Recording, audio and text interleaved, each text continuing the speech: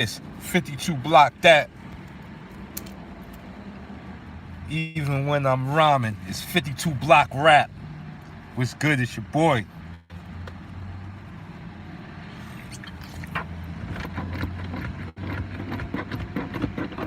What's goody? We back. We back. Guess who's back? And as you know, I never go anywhere without the coffee. This is my true, like Popeye spinach. Remember when back in the days, anybody who remember Popeye, anytime Popeye got into trouble, he ripped open the can of spinach and got crazy? Well, this is my can of spinach right here. I start sipping on this coffee, boy, sparring 20 rounds easy. Straight like that. No water, just coffee. I don't even need water. Living off of coffee, y'all. I ain't even eating. It's all coffee. People keep asking me, like, we know you train hard, but what is really the special sauce? That's that coffee, y'all. You drink that coffee, you fight like a Burly, baby. You fight like a Burly. Where my people's at? I need some questions. You coming in the room. Well, anybody who's been keeping up, they've been seeing me go at late nigga. You know what I'm saying? And I ain't gonna stop. Because we need to eradicate them. They holding us back, y'all. They holding the black man back. And we can't let them do that. We trying to move forward. We got 52 blocks out here, the fastest growing martial art. Do you know that? 52 blocks is the fastest growing martial art of today. Come on, let's get a round of applause. Who with me? I know, I see you out there. Get that clap on. What? Come on now. Start clapping. I see y'all. Get that clap on. Upstate New York in this bitch. Get that clap on. The fastest growing martial art of today is 52 blocks. Gold Surfer, peace. Salute my peopleizations. I stole that from Blue Blood. I love Blue Blood. I'm sorry. Stealing his words, peopleization. I love how he say that. You know, we could talk some boxing too. You know I love boxing. You know I love boxing. Ah, that's right. Fastest growing martial art of today, 52 blocks. You know, very proud of that achievement. You know, I'm an overnight 15-year success. I'll say that again. I'm an overnight 15-year success. Only took 15 years. That's right. Right, Surfer? Only took 15 years. I've had people that's been following me since 207. 207. Whoa. 13, 14 years. People been watching my videos, and I've been putting up videos on YouTube. That's a blessing within itself. You know, surviving 14 years of life and still here to do what I've been doing for the last 14 years, I think that's a crazy blessing. And says since 2010. See? That's 10, 11 years right there. Come on, man. Come on, man. You know, when I was young, I watched Looney Tune cartoons for that amount of time. Crazy. Crazy. I couldn't come up watching some real martial arts shit. That is crazy. That's why I love YouTube. YouTube has its pitfalls, but all in all, thank God for YouTube, man. Thank God for YouTube. There'd be no Light Burly. I'm a YouTube baby. You know what I'm saying? Birthed through YouTube. I was down with YouTube when YouTube was wow. You flossing guns, and now they got all types of regulations, and that's good. But I was down with YouTube when it was the Wild Wild West. I mean, we had wars. Y'all think I was going back and forth now? I had dudes that we were going back and forth every day for like 4 years. Like, I'd wake up, see the comment, like, shut up, you bitch. Come down to the park. Like, we was locking horns like that. Like, it was crazy. Been watching since '08. Salute. I'm telling you, man. Like, I had a young man write me a email and said, Light, I've been watching you since I'm 11 years old. I'm now 22. Keep up the good work. Yo, that blew me away. He said he started watching me when he was 11.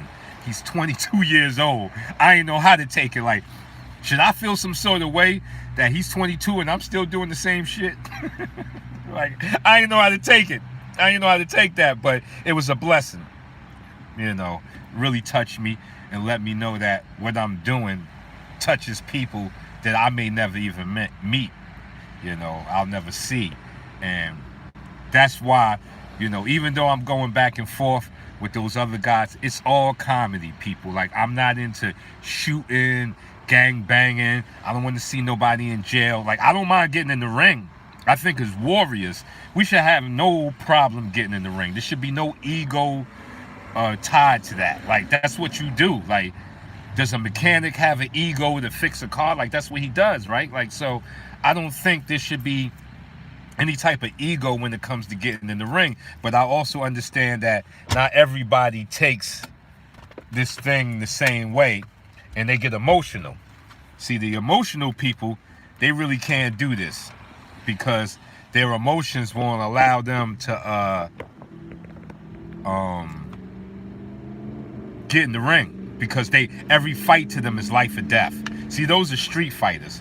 You hear the street fighters like, you know what I'm saying, I can only get this going, you know what I'm saying, and I'll kill something, because they emotional, you know. And when my last street fight, I was able to protect myself and protect the guy that I was fighting. That's skill. Like, so that way he don't crack his cranium and I go to jail, and I don't let him crack my cranium and send me to the hospital or the morgue. So when you have that type of power to protect yourself and your opponent, that's some serious juice. So that's where I'm at with it right now. I'm not trying to hurt nothing. Not Ramel, not Master Tranny. My fault. I mean Master Cheese. I keep calling him Master Tranny. My fault. Master Cheese. I'm Mr. 52. All those dudes. I'm not trying to hurt none of them. It's no malice. You know, when you see me live, that's just my sense of humor, me keeping it funny. Because I think your ability to make something funny is the top ability of being a god. Because when you think about how tragic life is really a tragic story. It's really a tragedy. So what stops you from just like jumping off a building or biting a bullet is a sense of humor. You must maintain your sense of humor. It will save your life. Like, there's no situation that a sense of humor can't make better. You know, even grieving. I remember when that the astronauts went up that year and the rocket blew up, and it was real sad. It was real sad. 7 astronauts went up. It blew up. I think it was in the 90s or something like that. And it was real sad.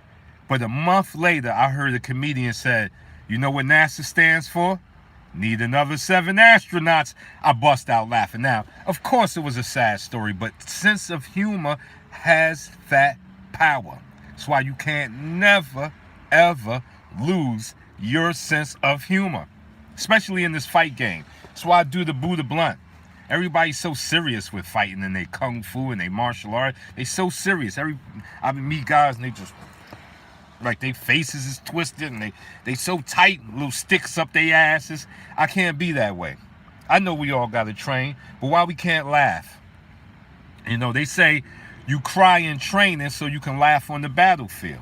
You know what I'm saying? Like, that's where you should be laughing at, because you cried in training, like, so you put so much work in training. But even then, they say you laugh on the battlefield. And you should laugh during fighting. It will loosen you up. A lot of times you get so tense. You know what I'm saying? Yeah, exactly. Exactly, Gold Surfer. Exactly. If you laugh through your fights, I guarantee you'll win most of your fights. Because what you're doing is allowing more oxygen to the brain so your brain can think you out that situation. You have a supercomputer in your goddamn cranium. It can think you out of any fight. There is no fight that this thing here can't get you out of. That's why they showed in the Matrix where they just jacked them up to the computer and put kung fu right into their head, right into Neo's head. That's almost the truth. That's almost a true thing. You can almost low jack information just by watching it. You got people who binge watch YouTube videos. You're almost low jacking yourself. That's the Matrix concept. Of course, you can't use it right away, but you can use it. Like they studied a person who was running.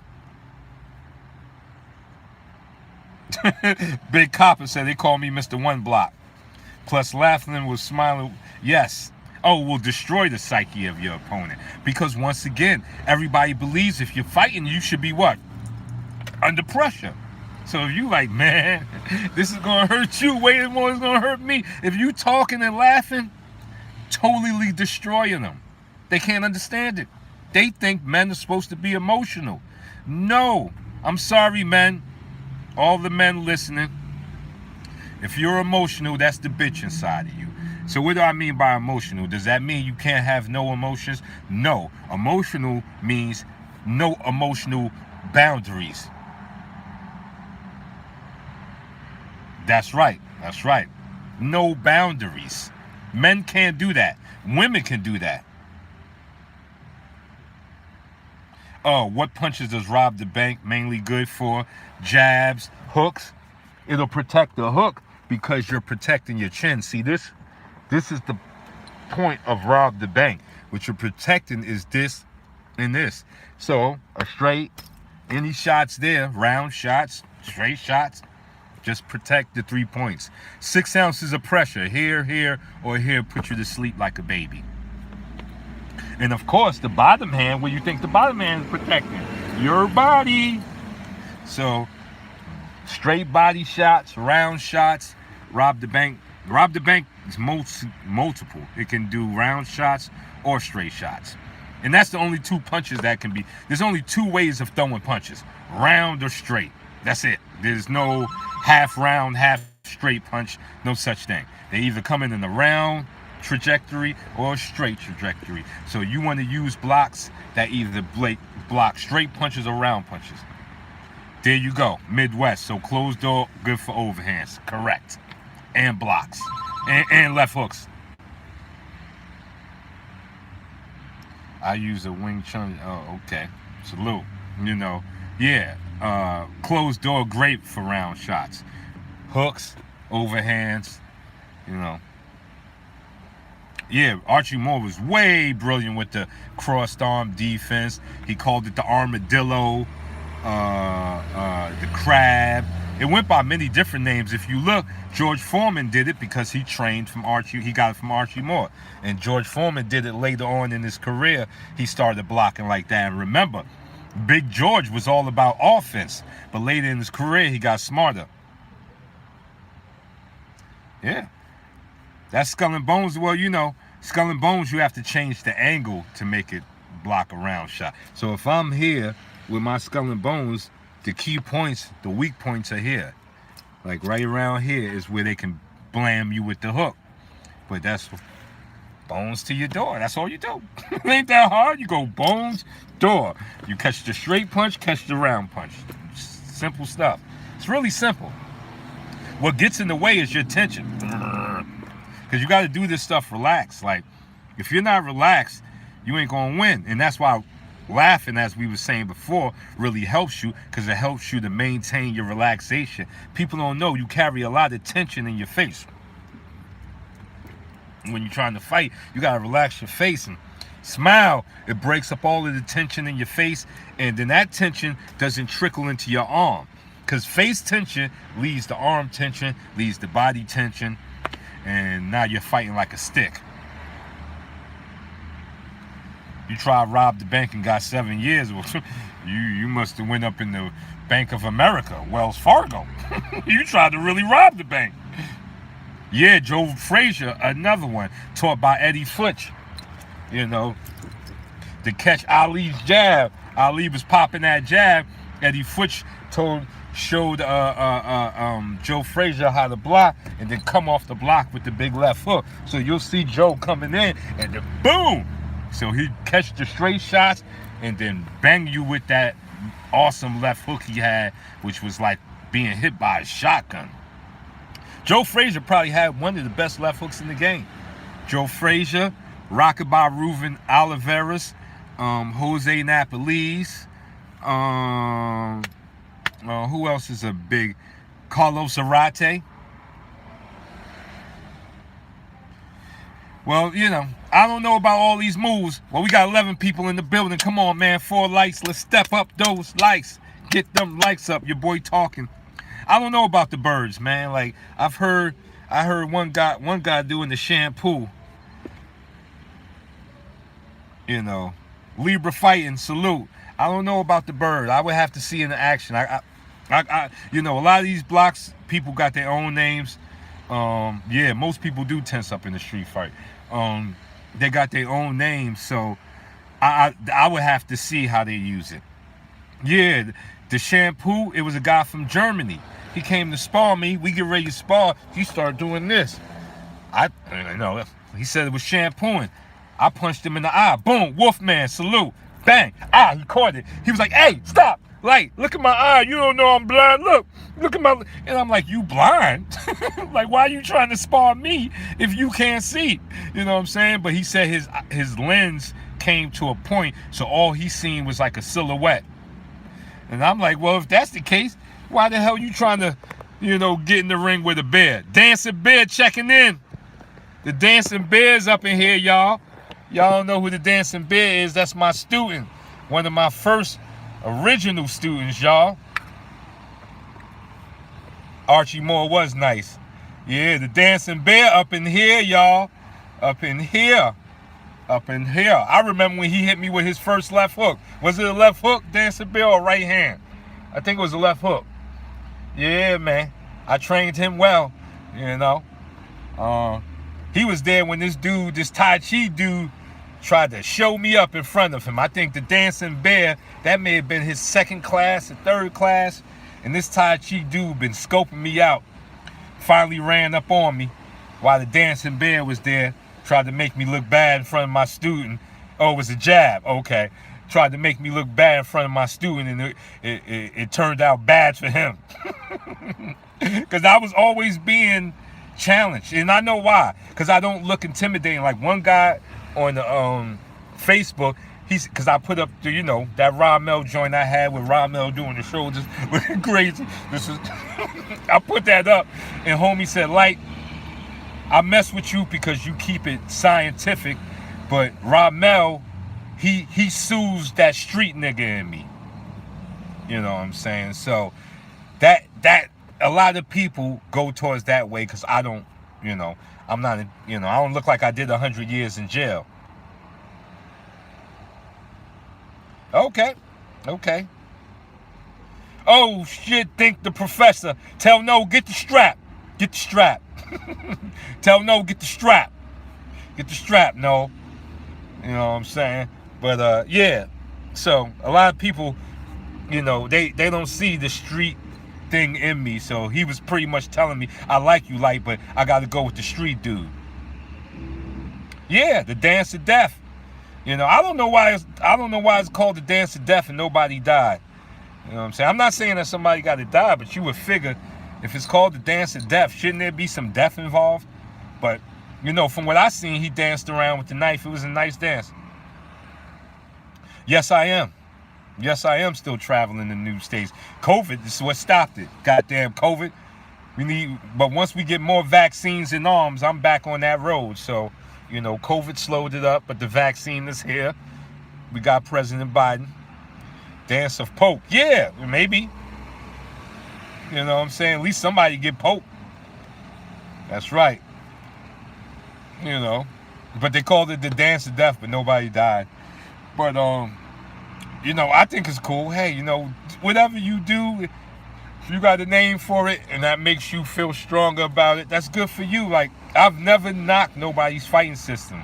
When you see me going back and forth with them, it's because they say stuff about me. Yes, I can stay quiet. LB, I'm big YouTuber. LB versus Mr. 52. Who wins? LB. That's an easy one. That's easy. But, it's not easy the most because most people look at Ra through fear. Like he's big, he been to jail. Oh shit. So most people see Ra through their own fears. Like, I fight for real. Like, nah. I'm not talking about smoking cigarettes and you only got 30 seconds worth of wind in you. I'm talking about 3 rounds, 3 minutes a round. You going, yeah. LB easy. Yeah, I remember when Marshawn got choked out. They thought the same thing. They was like, "Light, Marshawn is way bigger than you," and he went out the back. And he was bigger than me. I think he was probably like 180, 190. He probably had me about 40 pounds. But, you know, Ra intimidates a lot of people. So, off of image, like he don't even have to say much, and most dudes is intimidated. I seen it. Like, and it's not like nothing I've seen, but it's usually the people who have done nothing in the streets. Like a lot of people that look up to him are people that look up to the whole he survived jail thing. And that's cool. That's their thing. You know, if you look up to people who survived jail, then, you know, that's good for you. I'm not knocking it, you know. And nor am I saying jail is an easy thing. Yeah, I do Wing Chun, kicking, I do a lot of stuff, you know. And I do it scientifically. So if you go with Ra, you ain't going with science. You're going with, you know, the street. Like the dude said. He said, Ra appeals to the street nigga in me. But street niggas don't train. Street niggas ain't focused. Street niggas ain't disciplined. Or at least most of them. I'll say 95% of most street niggas ain't disciplined. There are some. You know, you got your freeways and your Harrios, but even they end up in the feds. So yeah, science is truth. But hey, I know emotions are bigger than facts. See, the power of emotions is to make you overlook facts. So people see I'm a better fighter, but emotionally they like, yo, Ra look real intimidating. He look like he really get it in. Light, you know, I look at Light and I think I can fuck up Light. Yeah, most people do think they can beat me up. I'm like 5'7". I don't look too intimidating, but I don't care what you think. That's not going to stop the truth, which is I've done this for years. I'm going to run through you. And it's not braggadocious. It's I got the numbers. You know, I got 20 years of training. And if you ain't got that, then you need a miracle from God. You need God to come down off the throne and save your ass. That's what you need. Because you can't beat numbers. People lie, kids lie, women lie. Numbers don't lie. You know, if you smoking cigarettes and you want to contest me, look what happened to Marshawn. Marshawn smoked cigarettes. I think the fight was like 55 seconds and his wind was gassed. Like I stopped the fight because he couldn't go no further. He was out of wind. Like, I don't see. Once again, that goes back to that super nigger mentality that you can drink Henny, smoke weed, smoke cigarettes, and still be this awesome fighter. Yes, thank you. I hit very hard from my side. So thank you, Dancing Bear. Like, they don't know. It's like, look at my mallets. Look at my fist. Look at my fist. Look at the look. You could barely get your hand around my wrist. Look at the what? Come on, man. I ain't doing that slap boxing. No, I'm turning my shit over right on your face. This is science. You freestyle ain't never gonna beat science. I'm sorry. You need a miracle. So no, it's LB easy. And now can I be beat by a Conor McGregor or a Style Bender? Yeah, them dudes training hard. A Gervonta Tank Davis probably sit me down. I'm saying, have like Burly like this. Burly like Nate Robinson. You know what I'm saying?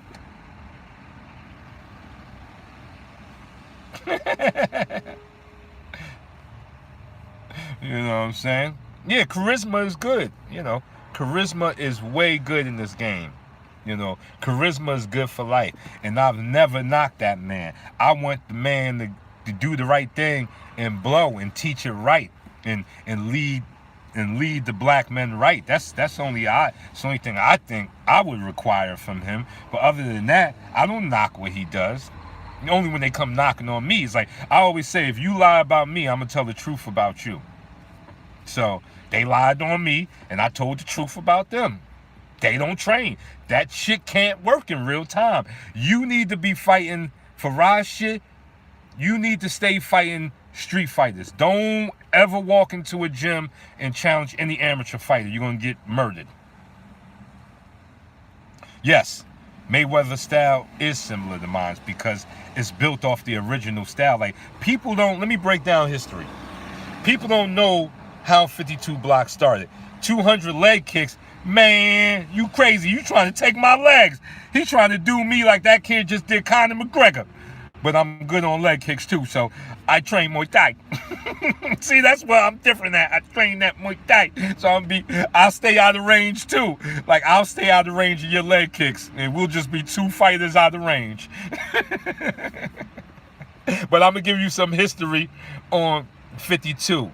52's principle is defense. Where did that come from? Black men entering boxing. So the Philly shell, that's 52. Forget the name. The principle of 52 was brought in by black fighters, black boxers. So yes, Mayweather style is definitely 52. Benny Briscoe, Charlie Benton, Jersey Joe Walcott, Pernell Whitaker. Should I go on? Y'all need more? Joe Gans. Y'all need more? Archie Moore. You know what I'm saying? Sugar Ray Leonard. So, black people introduced defense to boxing. Let me say this again. Black people introduced defense. My homies here, Mathematics Almighty. Salute the homie. Salute the homie. Salute the homie. He hold me down. You know what I'm saying? Salute. Philly up in the house. Billions balling. You know, I used to go to Girard College over there in Girard and Corinthian. Philadelphia is in my heart. Philadelphia is my left side of my heart. New York is the right side. VA in the house. My teacher is from Richmond, Virginia. Salute, VA. Wilson Pitts. You know what I'm saying? So, black man brought defense into boxing.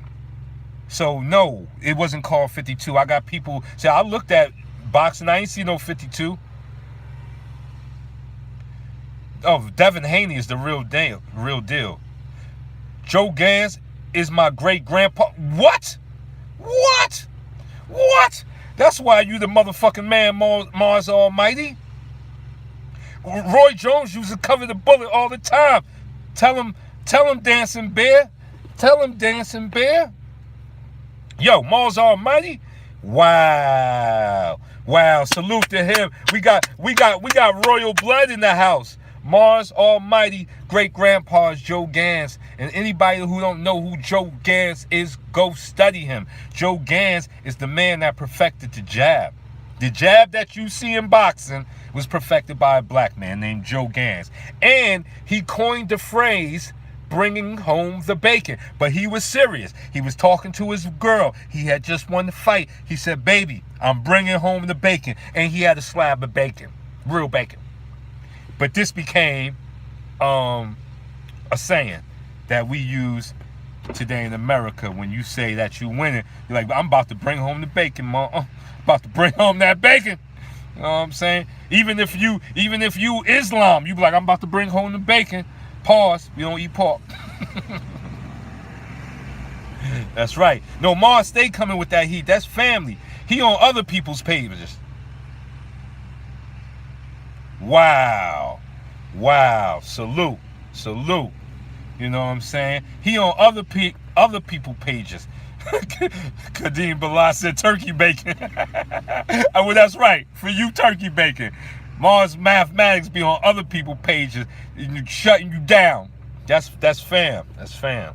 Fam all day. We salute him. Like I say, once I get my podcast going, he gonna stay wrenched up. That's right. That's all right. Salute to your grandpa greatest of all time, Joey Gans, baby. Joe Gans, man. I learned a lot about Joe Gans, studied him hard. But this is what 52 is. So don't get caught up by the name like, oh, he ain't say he was doing 52 blocks. That's the idiots. The principle of 52 blocks is heavy defense. What the black man brought into boxing, which saved boxing. Boxing was going to be outlawed. It was too mauling. It was two men standing in front of each other, murdering each other. It was nothing pretty. Then they introduced black people, and it got pretty. because they already had one side of the coin, offense. That was there. The black man came in, brought defense. Then you had two sides of the coin. Then it became what? The sweet science. So that's 52. 52 is what we brought to boxing. Defense. So it doesn't have to be named 52. You know, the head movement, the catches, that's the way black people fought. Yes, Foreman and Frazier used rob the bank heavy. Charles used skull and bones pretty damn niftily. That's right. That's right. Philly got big, rich boxing history, man. My teacher, Wilson Pitts, he learned from Georgie Benton in the Philadelphia Gyms. In Philly, back in the days, they had gym wars. They had belts for gym wars. Like, you can be the middleweight champion of the gym wars, you know, in your neighborhood. Middleweight champion in your neighborhood of the gyms. They had belts. And they went that hard. They said some of the gym fights were realer than the real fights. So, you know, salute to Philadelphia, one of the deepest, richest places for boxing history. You know. But I went to military school out there on Girard and Corinthian. It's called Girard College. It's a military school. It's a boarding school, but it's a military boarding school because the military feeds off the youngins there. Like, they want you to go to the Army. Yes, Philly Crab, yes sir. Benny Briscoe, one of the greatest Philadelphia fighters. Check out Benny Briscoe if you want to see some 52 in the ring, head movement, and you want to see him walking the man down using 52. Go to your Google, go to YouTube, type in highlight Benny Briscoe highlights. That's right. Even the women know a little bit. That's right. Even the women will catch you with a left hook.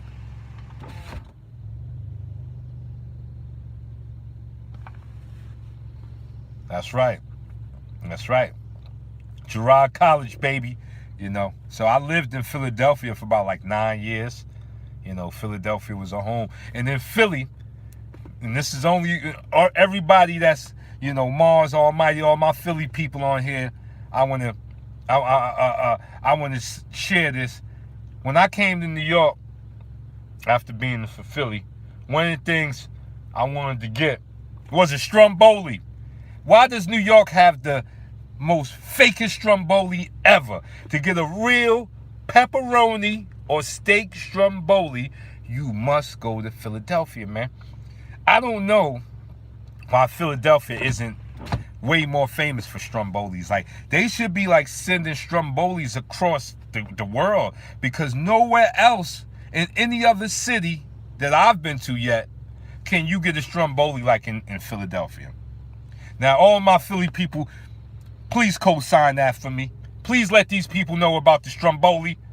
Please let them know about the Stromboli. They don't know. If you ain't never been to Philly, you don't really know about this, because all you hear about Philly is them cheesesteaks.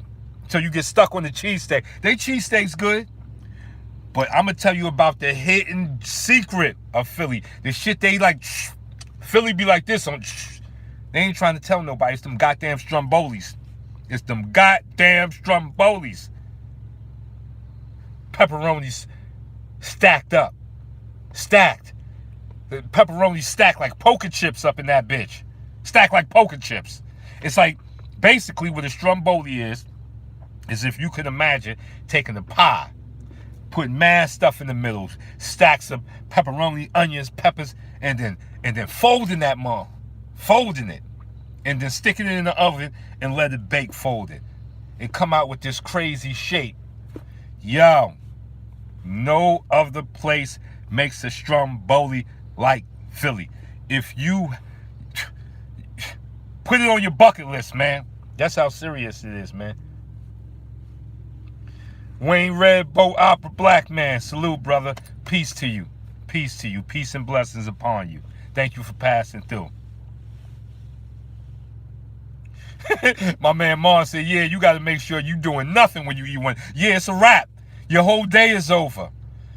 A Stromboli in the blunt, it's a wrap. Stromboli in the blunt on Monday, you're going to wake up Tuesday. You're going to miss the whole day. Miss the whole day. Stromboli in the blunt, that's all they really want. Yeah, go surfing, you got it. You listen. I do not steer you wrong, boy. Brother. I do not steer you wrong, brother.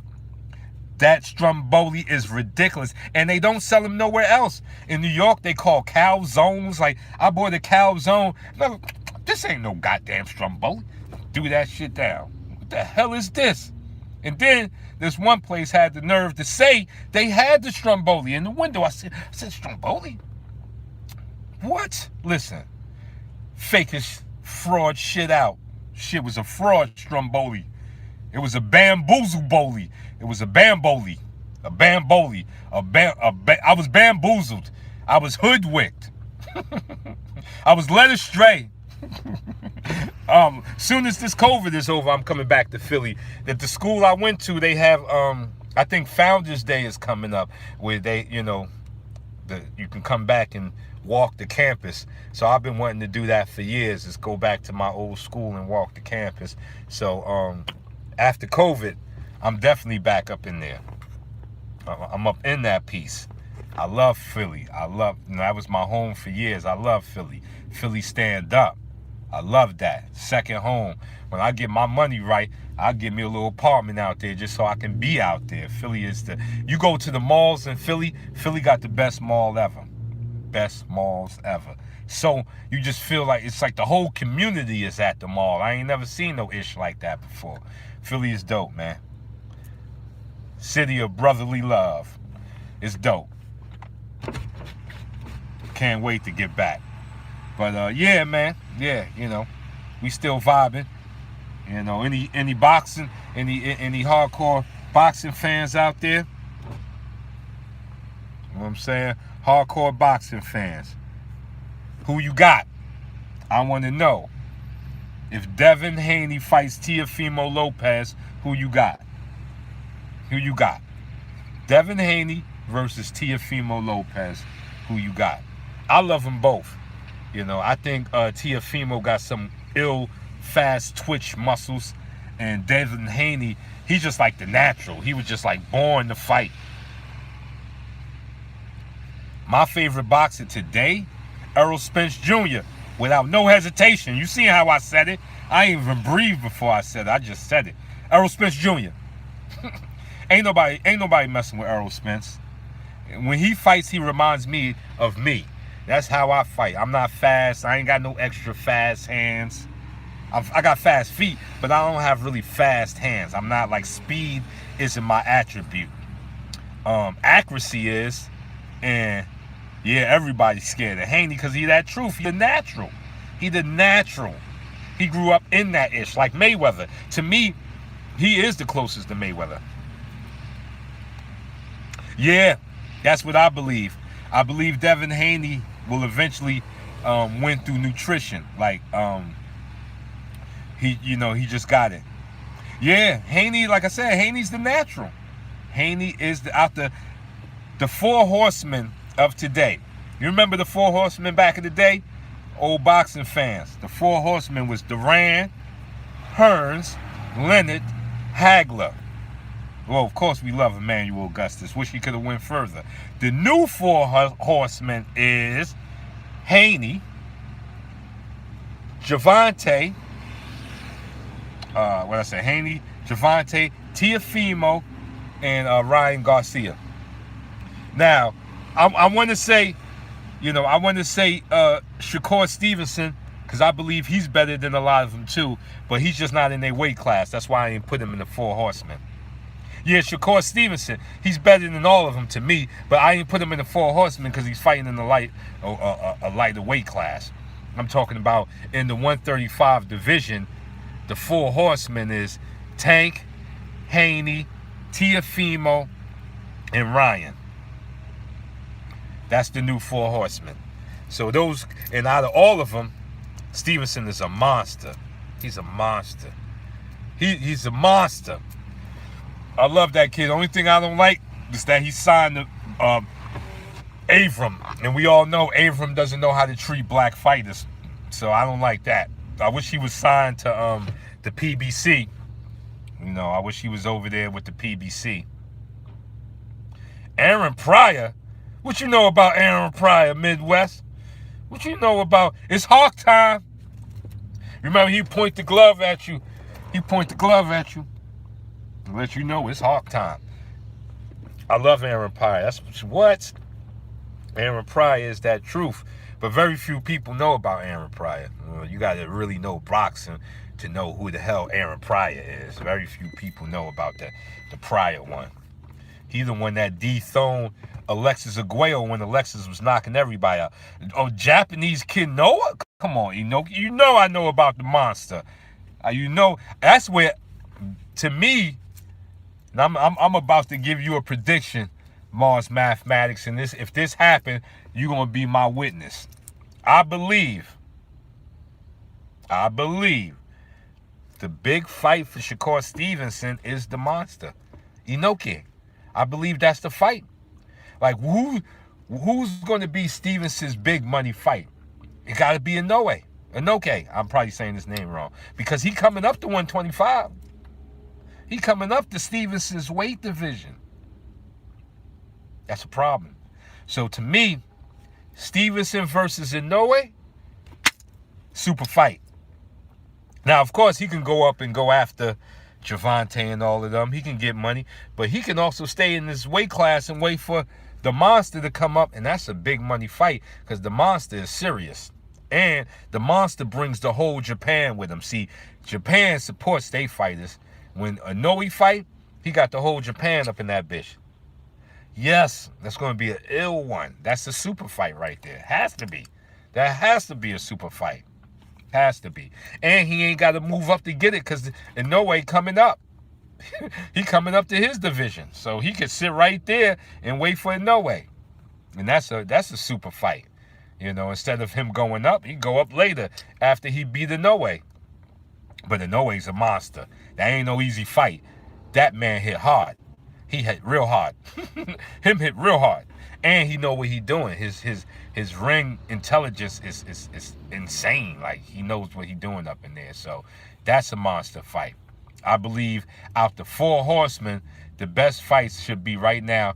Teofimo should go against Tank, and Haney should go at Garcia. Then the victors out of those two fight each other. Yeah, I think Stevenson got it. He got the skills to stop the Inoue, because you gotta be that good to stop Inoue, because he's coming and he gonna bomb you. So I believe Stevenson got it, but I also believe that's a fight that propels Stevenson to superstar status. He needs that fight, because right now, and he got to get the fuck away from Bob Arum, man. I don't know why these people. I know Bob know what he doing, but he just don't. He don't be doing us black fighters. He don't be doing them black fighters well. Yeah, of course, Garcia and Haney is friends. So Garcia know how good Haney is. They all ducking Haney, really. Haney is the one out of all of them calling them all out. Like, they really all ducking Haney because they know. Even Tank, I believe, is ducking Haney. I believe Haney could be in trouble because of Tank's power. But if the fight goes the distance, it's Haney. One thing that Haney is missing that everybody else has is power.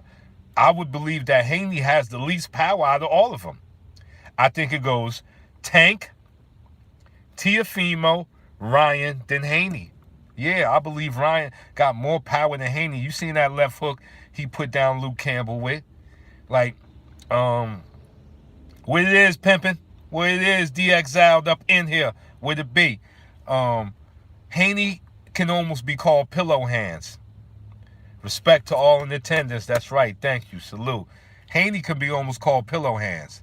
He got them pillow hands. And I think that's the sad part of Haney's career, is that he ain't got power, you know. But he can hit you all day. He can hit you all day. Yeah. He's sharp and accurate, but you know, the thing with not having power, you can't keep somebody like Tank off of you, and he can eat your shots and then bomb you.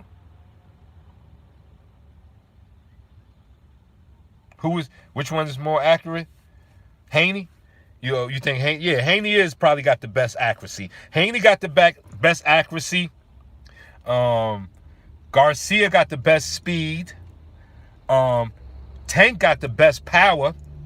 Now I'm gonna see who got fight knowledge. What attribute does Tiafimo have over everybody? I'm gonna sit here and wait. Mm-hmm. Haney definitely got the footwork, yes.